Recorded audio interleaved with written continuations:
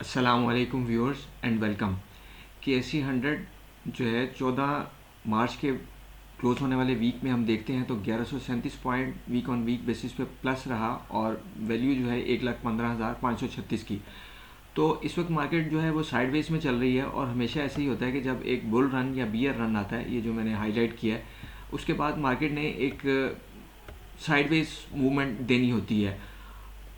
और फिर वो साइडवेज मूवमेंट डिसाइड करती है कि अब नेक्स्ट जो है बुल रन होगा या बियर रन होगा, इसके ब्रेकआउट होगा या ब्रेक डाउन होगा।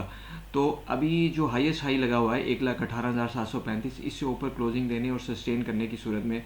हम फिर एक नया हाई देख सकते हैं। यहाँ पे वीक में एक जो 28 फरवरी का वीक जो क्लोज हुआ था वहाँ पे अपर शेडो था और स्मॉल बॉडी के साथ यहाँ पे चांस थोड़ा क्रिएट हुआ था कि थोड़ा मार्केट डीप होगी यानी डाउन साइड पे, लेकिन वो उसको मार्केट ने उधर ही निगेट कर दिया। अगर हम डेली बेस पे देखते हैं तो डेली बेस पे वही जो साइडवेज मूवमेंट है वो हमें नज़र आ जाएगी। ये इस ट्रायंगल की सूरत में यहाँ पे एक फॉर्मेशन बनी हुई है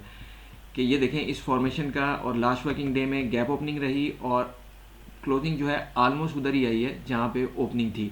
यानी अपर रेंज में ही। एक मार्केट में एक टाइम पे थोड़ी सी मार्केट डाउन साइड पे आई, लेकिन फिर क्लोजिंग जो है फिर उसी तरह से ऊपर उसमें अपने अपर पोर्शन में रही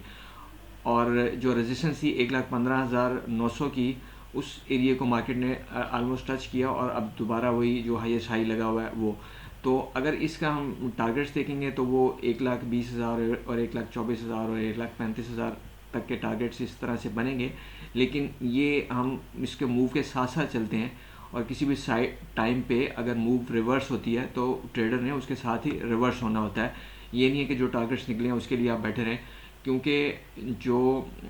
मार्केट का मोमेंटम होता है उसके साथ साथ चलना होता है। ऐसा नहीं है कि एक दफ़ा से हो जाता है, क्योंकि ये टेक्निकल एनालिसिस जो है ये ऑन गोइंग प्रोसेस है और इस प्रोसेस को साथ साथ लेके चलना होता है। इंडिविजुअल स्क्रिप्ट्स को देखते हैं तो SSGC एक अच्छी बुल मूव देने के बाद फिर ये साइडवेज, ये 8 रुपये से 9 रुपये के एरिए से एक अच्छी बुल मूव और उसके बाद फिर ये साइडवेज के बाद यहाँ पे ये इसका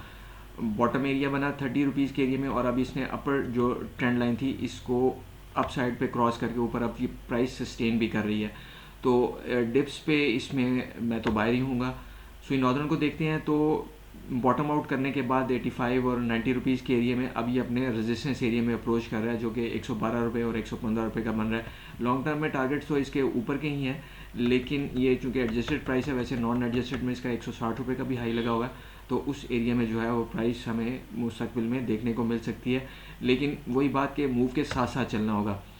सर्ल जो है ये अपने एक फ़िलहाल साइडवेज मूव में चल रहा है और जब तक ये एक इस ट्रेंड लाइन से ऊपर सप्लाई एरिया जो है इससे ऊपर क्लोजिंग नहीं आती और सस्टेन नहीं करता तो फिर उस वक्त तक थोड़ा डिस्टर्ब है। अदरवाइज़ ये थोड़ा बेहतरी के चांसेस में आ रहा है और इसका फिर ये हॉरिजेंटल लेवल जो है 112 रुपये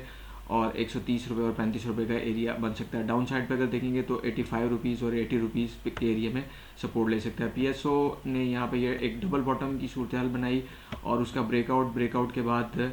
उसका पुल बैक भी हुआ और बहुत अच्छी ट्रेडिंग अपॉर्चुनिटीज़ इसमें देखने में। अभी ये फ़िलहाल ये अपने ये रेजिस्टेंस एरिया में है और इससे ऊपर निकलने और फिर सस्टेन करने की सूरत में 410 रुपये और 412 रुपये से ऊपर निकलने की सूरत में फिर ये अपना जो रीसेंट हाई दिसंबर में और दिसंबर 2024 में पोस्ट हुआ है 450 रुपये और 470 रुपये जैसा, इन एरियाज़ को मार्केट दोबारा टारगेट कर सकती है। डाउन साइड पे